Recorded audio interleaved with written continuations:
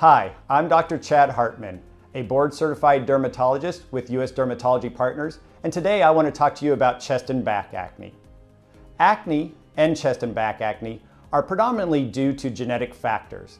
And I think it's important for people to understand this because commonly I'll have a patient who comes into the office with acne and feels that the acne is their fault because they're not cleaning the area enough. Or I'll have a parent who brings in their child and thinks the acne is due to the child not washing the area or because their hair's going over the area causing the acne. And this is rarely the case, and unfortunately this can lead to a delay in diagnosis and treatment. And when treatment is delayed, this can result in scarring, which is permanent. Chest and back acne is treated similar to other forms of acne. However, sometimes chest and back acne tends to be a little bit more stubborn and not respond to treatment. And it's also sometimes more difficult to treat simply because of where it's located. It's hard to apply topical agents to these areas.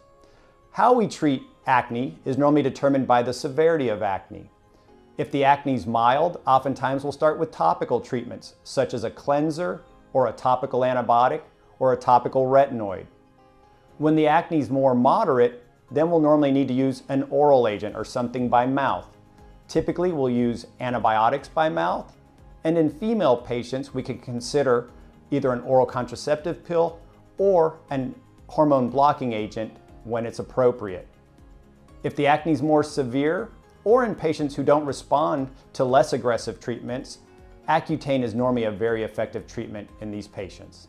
If you are someone who's suffering with chest or back acne, please reach out to one of our U.S. Dermatology Partners locations. There are many effective treatments, and we look forward to helping you in your journey.